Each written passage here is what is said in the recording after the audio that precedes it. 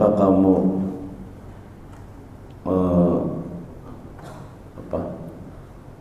sombong? Kenapa kamu berbuat sombong? Dia mengatakan, ana khairu minhu, aku lebih baik darinya. Khalaqtani min nar, engkau ciptakan dari tanah. Jadi iblis itu mengakui dirinya, engkau cipta, khalaqtahu,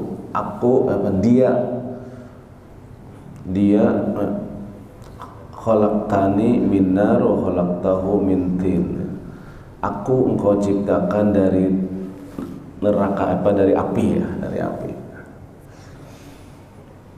Dia mengakui Allah itu pencipta, mengakui Allah pencipta sebelum ayat ini. Sedangkan dia engkau ciptakan dari tanah, mengakui juga bahwa Allah menciptakan manusia dari tanah, karena menduga api lebih mulia dari tanah. Disitulah letak kesalahan iblis itu. Itu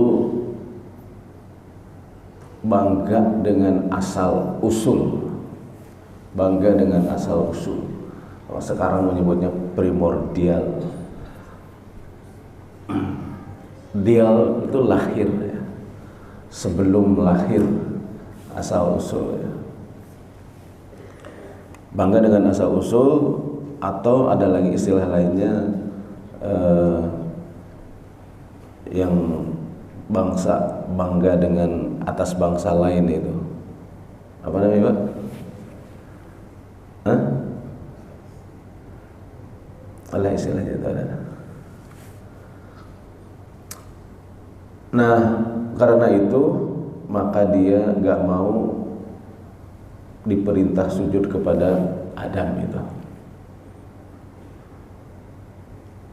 Makanya Allah murka lalu berfirman, ihbit minha, turunlah kamu minha, dari sorga, dari jannah.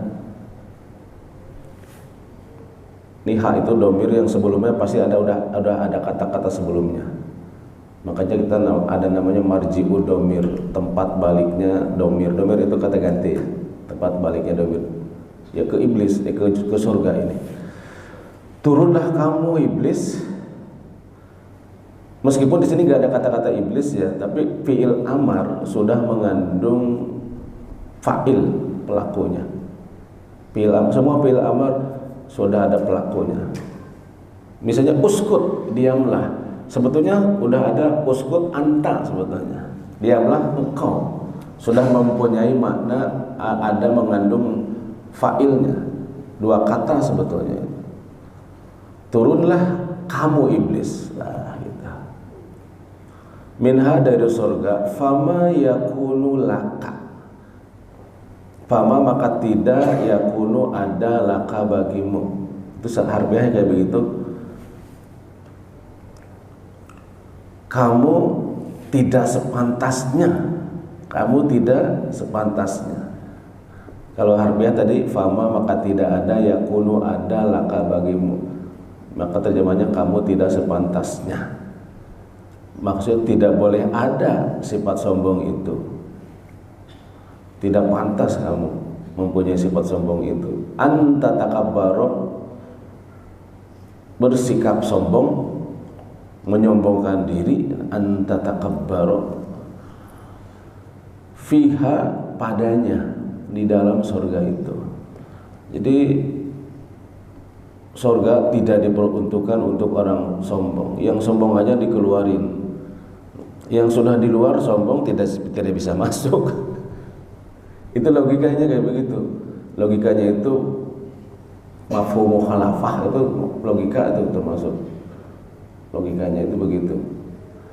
Orang yang sombong atau makhluk yang sombong di surga dikeluarin, yang sudah di surga dikeluarin. Apa mungkin yang di luar sombong bisa masuk? Ya enggak. Dan dari sini ada hadis la atau lan ya, lan yadkhulul jannata, kalian tidak akan masuk surga, atau mereka tidak akan masuk surga. Pakai yadkhulu al jannata, la yadkhulul jannata, mereka tidak akan masuk surga, atau tidak akan masuk surga lah, karena ada faedah di depan, man orang, la yadkhulul jannata, tidak akan masuk surga, man orang, kana fi qalbihi, ada di dalam hatinya, misqala dzarratin min kibrin, seberat debu dari sifat sombong, seberat debu dari sifat sombong, tidak akan masuk surga. Sekali-kali ya, elan, sekali-kali tidak akan masuk surga orang yang di dalam hatinya ada sifat sombong meskipun kecil. Karena sifat sombong itu milik Tuhan, pakaian Allah lah, ridai, at-takabbur, al-kibru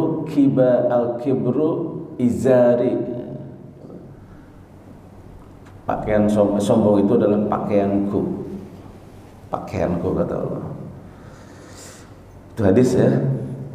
Karena itu fakhruj innaka minas sagirin, keluarlah kamu, sesungguhnya kamu termasuk orang-orang yang hina. Di sini menggunakan kata orang ya, pada iblis ya. Sesungguhnya kamu adalah makhluk yang hina gitu. Maksudnya sagirin, dari kata sagir itu kecil. Alah, kamu ini kecil. Maka lawan kecil adalah takabbar, lawannya sagir. Itu ya, ayat pertama. Jadi Allah berfirman, keluarlah kamu iblis dari surga, kamu tidak layak di sini, di dalam surga itu.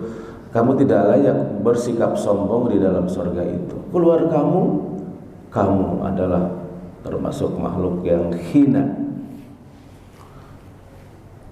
Jadi orang sombong itu bukan saja tidak akan masuk surga, mustahil masuk surga, bahkan di dunia ini dia dimasukkan kepada kelompok orang yang hina. Sebetulnya orang sombong itu hina. Kita berlindung dari sifat sombong, karena sifat sombong itu sifat yang dosa sombong itu dosa yang pertama dilakukan oleh makhluk. Dosa yang pertama dilakukan oleh makhluk itu adalah kesombongan. Pelakunya adalah iblis. Dosa kedua yang dilakukan oleh makhluk Allah adalah keserakahan. Pelakunya Nabi Adam. Dosa kedua itu disuruh tinggal di surga, disuruh memakan apa saja, dibolehkan memakan apa saja, tidak terbatas jumlahnya. Yang memakan juga tidak banyak, cuma berdua. Yang dilarang cuma satu, tapi nggak tahan itu. Yang dilarang itu penasaran, maka itu serakah, itu ingin lebih. Itu maka yang ketiga, dosa yang ketiga adalah dengki. Pelakunya adalah Qabil terhadap Habil. 3 dosa pertama yang dilakukan oleh makhluk Allah itu 3. Dan itu termasuk induk dosa. Maksudnya dosa yang melahirkan dosa-dosa berikutnya. Sombong, serakah, penjajahan di atas dunia dari negeri-negeri Eropa Barat itu serakah itu. Ke Belanda, ke Indonesia, Jepang itu keserakahan. Adanya penjajahan itu keserakahan. Kerusakan bumi itu semuanya keras keserakahan. Itu dosa pertama. Yang kedua, yang ketiga adalah dengki. Pelakunya adalah Habil. Ada yang menjelaskan ketika kita melontar jumroh itu salah satu hikmahnya adalah kita harus melempari 3 dosa utama, harus membunuh 3 dosa utama, memusuhi 3 dosa utama. 3 jumroh kan, jumroh Aqabah, Wusta, jumroh ula, jumroh wusta, jumroh Aqabah. Itu katanya itu ekspresi melempari 3 dosa itu. Nah, itu. Yang kedua sekarang sama-sama kita baca. وَلَا تَمْشِ فِي الْأَرْضِ مَرَحًا إِنَّكَ لَن تَخْرِقَ الْأَرْضَ وَلَن تَبْلُغَ الْجِبَالَ طُولًا. وَلَا تَمْشِ, janganlah engkau berjalan, fil ardi, di muka bumi ini. Janganlah engkau berjalan di muka bumi ini maroha, dengan sombong atau dengan angkuh, ya, dengan sombong. Kenapa? Innaka, sesungguhnya kamu, lan tahrikal ardo, sekali-kali tidak dapat menembus bumi. Kamu itu lemah, gak bisa menembus bumi, kalah sama cacing. Innaka lan tahrikal ardo, sekali-kali tidak dapat menembus bumi. Walan tablighul jibala, dan tidak akan sampai setinggi gunung. Tula, ya, tinggi. Walang tablughul jibala tula, dan tidak akan sampai, tula itu setinggi, al jibala gunung. Walang tablughul jibala tula, dan kamu tidak akan sampai setinggi gunung. Ini ayat sama isinya. Jangan sekali-kali berjalan di muka bumi dengan sombong karena kamu lemah. Di antara kelemahannya adalah kamu tidak akan bisa menembus bumi dan tidak bisa melampaui gunung. Kesombongan itu sepanjang sejarah itu ditandai, di penyebabnya itu 3 terutama. Orang sombong itu karena 3 hal. Pertama karena kecerdasan, karena kepintaran, lebih pintar. Dalam bahasa Jawa namanya adiguna, ya. Ada lebih besar, lebih pintar. Yang kedua lebih kaya, merasa lebih kaya. Dan yang ketiga lebih cakep, lebih tampan, lebih cantik. Itu biasanya itu yang paling sering penyebab sombong itu. Kalau di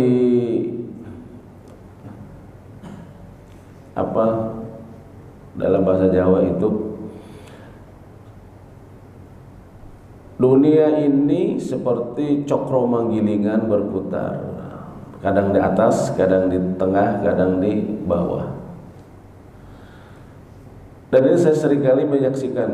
Dulu waktu dia itu anak-anak, orang tuanya kaya, wah luar biasa. Tapi di sudut sebelah sana orang susah. Ini kejadian yang saya lihat, ya, di Tanjung Priok itu. Susah, miskin, segala macam itu. Tapi tidak sampai menunggu berabad-abad, itu orang yang kaya ini, anak-anaknya itu tidak sukses, menurun, ya. Pokoknya rada sedih lah saya melihatnya. Dan itu orang dekat saya sih.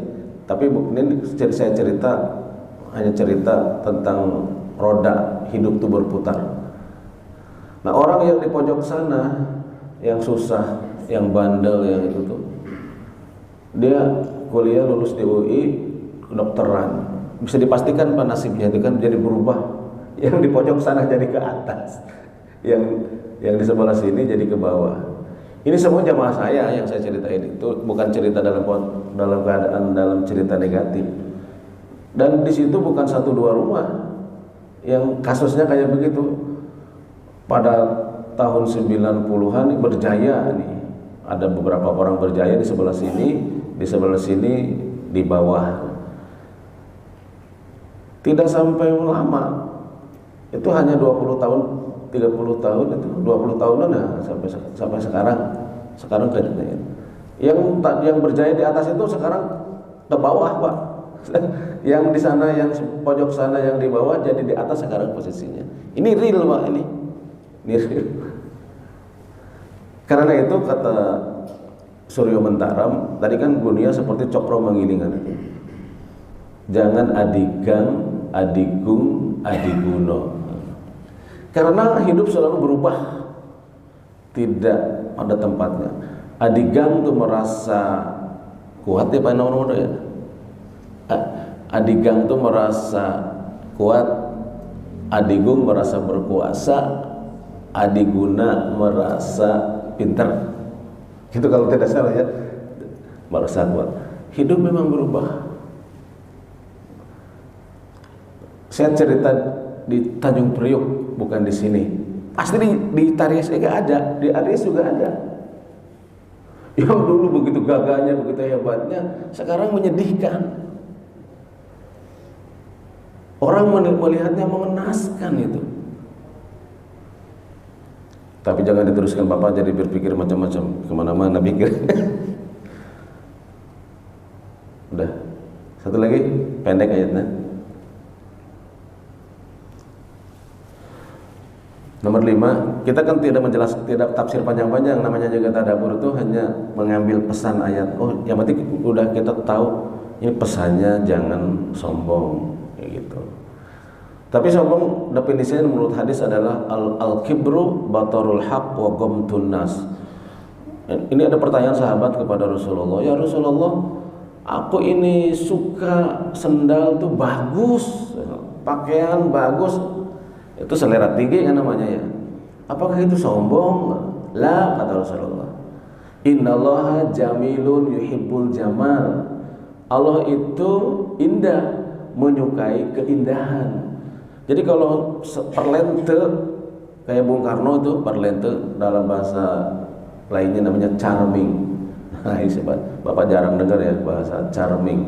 Itu hanya bisa saya dapatkan di novel itu. Novel di cerita Bung Karno. Charming. Kalau senang perlente itu charming namanya. Dan di kita itu nomor 1 Bung Karno lah. Luar biasa masalah itu. Itu selera. Suka baju yang bagus, suka sendal yang bagus. Itu selera. Dan memang kalau yang bagus, yang mahal itu memang enak sih dipakainya. Ini saya juga ilmu ini dari Dale Carnegie dapat itu. Lebih baik punya baju 1, 2. Ini ilmunya meskipun saya tidak terapkan karena saya nggak beli. Kalau memang ada duit ya Pak, baju itu, pakaian itu, sepatu itu, pakaian itu, ya kalau memang ada duit dan punya selera, yang bagus, yang mahal itu boleh. Masa pakainya itu panjang, kita mau lagi makin lama makin enak makainya. Misalnya kemeja Arrow ya atau Palino itu kan. Biarpun sudah lama tetap enak. Tapi kalau beli baju murah, pakai sekali 2 kali udah malas kesananya makanya. Ujung-ujungnya sampah itu. Itu kata Dale Carnegie itu. Jadi meskipun sedikit tapi bagus. Kalau bisa, tapi tidak. Itu kalau selera, kalau punya selera, kalau bisa seperti itu bukan keharusan Pak. Ini mah hanya cerita pengalaman dari orang yang berpakaian seperti itu. Pakai sepatu yang bagus itu mau sampai butut juga enak makanya itu. Tapi kalau yang jelek, yang murah, baru sepakai 2 kali udah malas pakai itu. Dan pendek juga kurang. Ada satu lagi di pendek ayatnya, sama-sama baca. Khudhil afwa wa'mur bil ma'ruf wa a'rid 'anil jahilin. Khudhil afwa. Hud secara harfiah apa maknanya? Ambillah. Seperti hud min amwalihim shadaqatan. Ambillah dari harta mereka sedekah, zakat. Tapi kata itu tidak punya makna pada dasarnya kecuali digandengkan dengan ayat, dengan kata-kata yang lainnya. Kata-kata yang ada di sekitarnya akan membuat makna bisa berubah.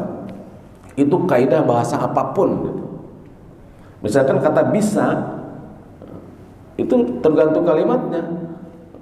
Saya bisa melakukan itu. bisa berarti dapat, mampu. Tapi kalau saya terkena bisa, kan sama-sama bisa itu. Tapi makna bisa di pertama tadi jauh banget maknanya dengan kata bisa dalam konteks kalimat saya terkena bisa. Berarti bisa sama dengan racun di situ. Kata-katanya sama. Ini juga khudh ambillah. Nah, di sini tidak pas menggunakan kata ambillah, maka jadilah kamu. Khudh, jadilah kamu al-afwa, pemaaf. Pemaaf itu tidak baperan, tidak mudah mengutuk orang, tidak mudah mendiskreditkan, menyalahkan orang. Memaafkan. Khudil afwa.